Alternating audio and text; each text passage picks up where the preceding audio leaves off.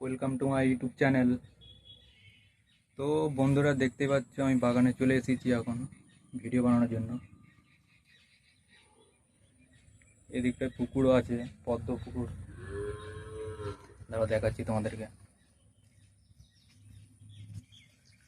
দেখো, এদিকটায় পদ্ম পুকুর আছে।